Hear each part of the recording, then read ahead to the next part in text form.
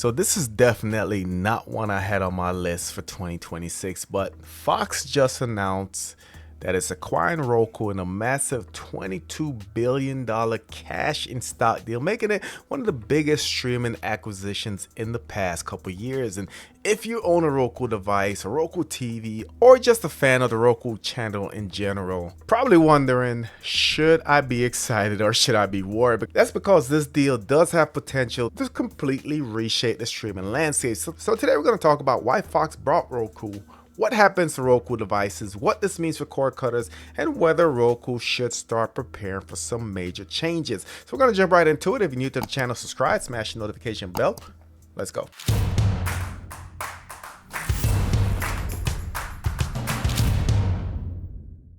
So Fox is acquiring Roku in a transaction valued at approximately $22 billion. So Roku shareholders will receive $160 per share.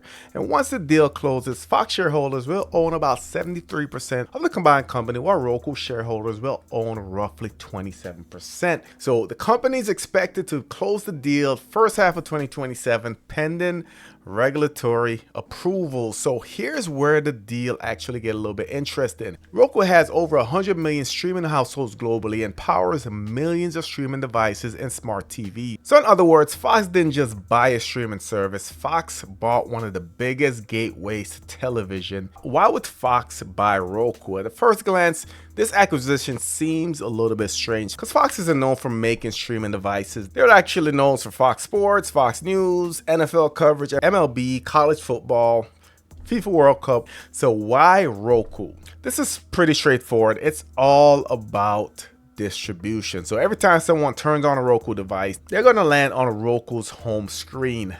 The home screen of streaming devices, whereas a Fire TV, Apple TV, Google TV devices, those are incredibly valuable. The home screen can determine what apps people discover, what content gets promoted, what ads people see, and which streaming services actually gets visibility. And Fox now get access to one of the largest connected TV platforms that's currently, and that's going to be big in general just for advertising Fox product. So essentially this is going to be bigger than the hardware.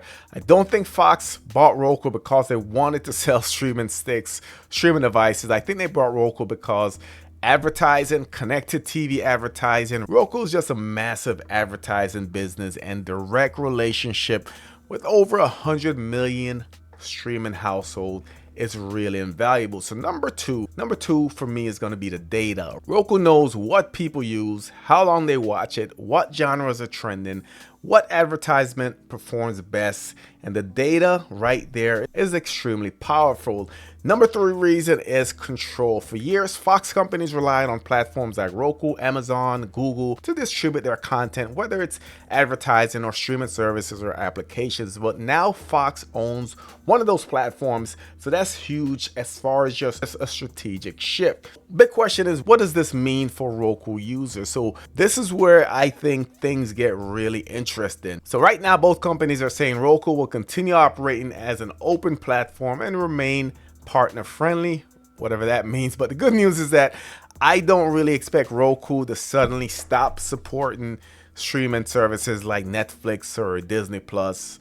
I think that would kind of ruin the relationships that we all have with Roku if we can't use our favorite applications, and I think that would be disastrous. But over time, what I think is going to happen, I think we are going to see some changes. Maybe we see something like Tubi becoming more prominent on those streaming devices. Maybe Fox Sports get additional integration. Maybe we see live becoming easier to find because of the association, or maybe, and overall, I just think Fox programming services are going to be more prominent. None of these has been announced, but if you spend $22 billion on a company, you're probably going to leverage some of those assets, in my opinion.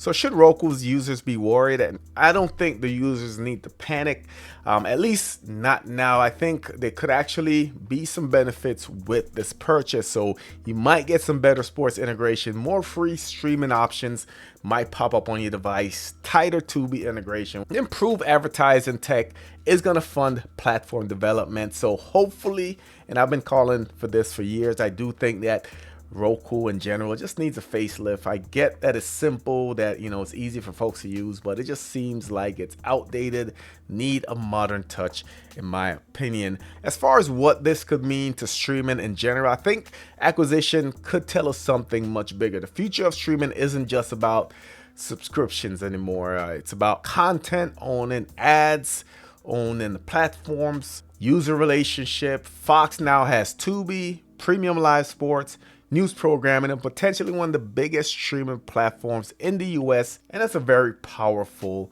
combination. And honestly, I wouldn't be surprised if a deal like this one causes other companies to rethink their entire strategy. When we're thinking about Amazon, Google, even Disney are probably paying close attention currently. So again, this is one of the biggest streaming stories of the year so far. Fox buying Roku wasn't on anyone's radar and completely changes the conversation around streaming and devices that are connected. So for now, I wouldn't rush to replace your Roku. I would just keep an eye on long term and see how this can change. And honestly, I think the streaming wars has just entered a new phase. So drop your thoughts in the comment section. Let me know what you think about Fox acquiring Roku. Let me know if you think it's good for streaming, if it's bad.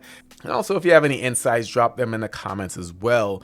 Of course, if you're new to the channel, subscribe, smash the notification bell. Thank you for watching, and I'll catch you on the next one.